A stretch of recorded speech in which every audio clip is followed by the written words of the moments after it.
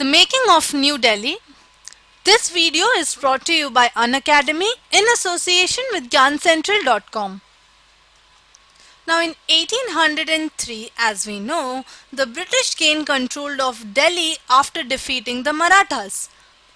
Since the capital of British India then was Calcutta, the Mughal emperor was allowed to continue living in the palace complex in the Red Fort.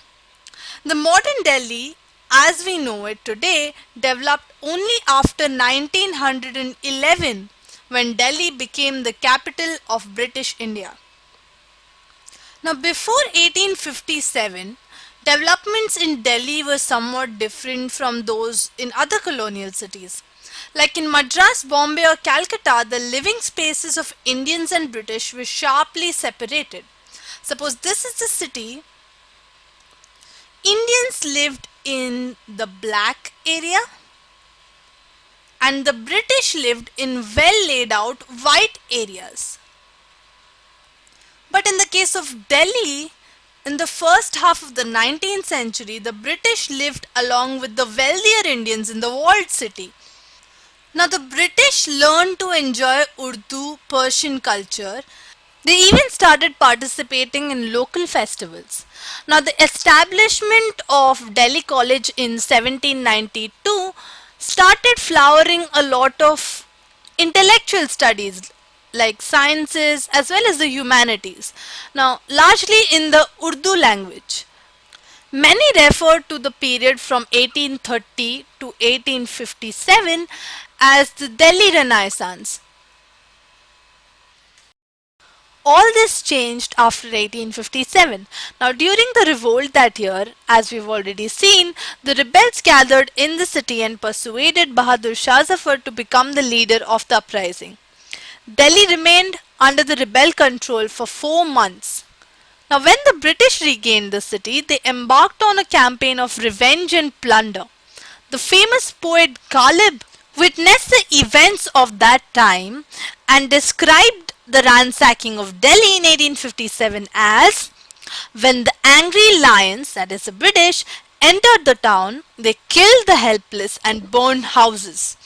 Hordes of men and women, commoners and noblemen poured out of Delhi from the 3 gates and took shelter in small communities and tombs outside the city. Now to prevent another rebellion, the British exiled Bahadur Shah Zafar to Burma, which is the present day Myanmar.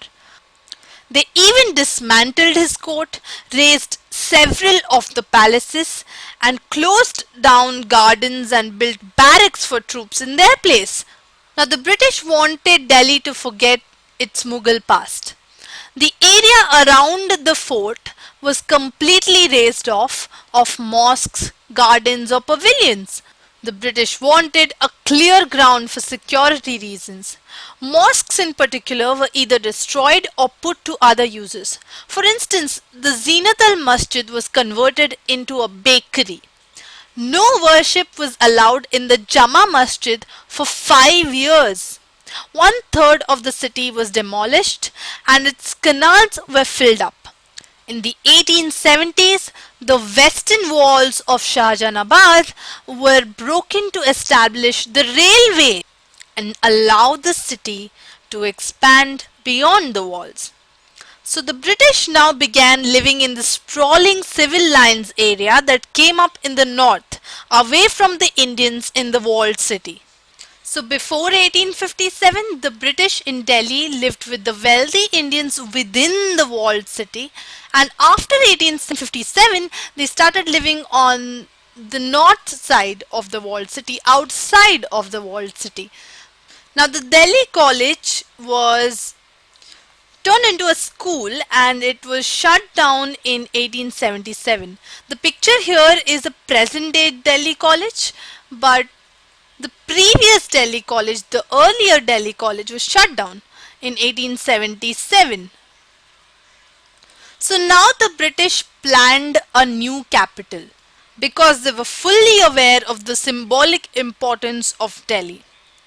So after the revolt of 1857, many spectacular events were held there.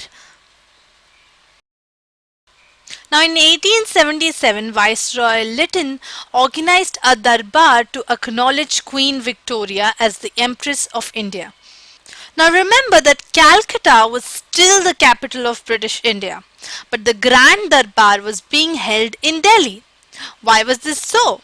Now, during the revolt, the British had realized that the Mughal emperor was still important to the people and they saw him as their leader. Now, it was therefore important to celebrate British power with pomp and show in the city the Mughal emperors had earlier ruled, and the place which had turned into a rebel stronghold in 1857. That was Delhi's importance. Now, in 1911, when King George V was crowned in England, a darbar was held in Delhi to celebrate the occasion. This darbar also announced the shift of capital of India from Calcutta to Delhi. Now, New Delhi was constructed as a 10 square mile city on Raisina Hill south of the existing city. Now, two architects, Edward Lutyens and Herbert Baker, were called on to design New Delhi and its buildings. Now, the government complex in New Delhi consisted of a 2-mile avenue, which was called the Kingsway, which is the present day Rajpath. Now, this 2-mile avenue led to the Viceroy's Palace, which is the current day Rashtrapati Bhavan, and the Secretariat buildings were on the either sides of the avenue. So, look at this picture of the current day Delhi.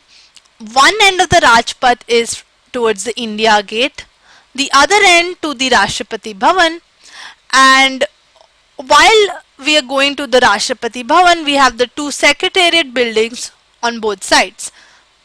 Now, the features of these government buildings were borrowed from different periods of India's imperial history, but the overall look was classical Greece. Now, for instance, the central dome of the Viceroy's Palace was copied from the Buddhist stupa at Sanchi, and the red sandstone and carved screens were borrowed from the Mughal architecture. But the new buildings had to assert British importance. That is why the architect made sure that the Viceroy's Palace was higher than Shah Jahan's Jama Masjid.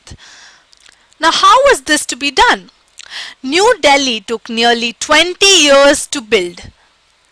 The idea was to build a city that was a stark contrast to Shah Jahanabad. There were to be no crowded mohallas, no mazes of narrow bylanes. In New Delhi, there were to be broad, straight streets lined with sprawling mansions set in the middle of large compounds. Now, the architects wanted New Delhi to represent a sense of law and order in contrast to the chaos of Old Delhi. Now, the new city also had to be clean and healthy space. The British saw overcrowded spaces as unhygienic and unhealthy. They saw this as a source of disease. Now, this meant that New Delhi had to have better water supply, sewage disposal, and drainage facilities than the old city.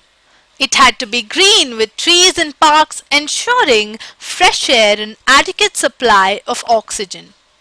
Now, so far, we have noticed that New Delhi came up as an entirely new city and it took 20 years to build it. So, what happened to the old Delhi or Shahjahanabad? We'll find that out in the next video.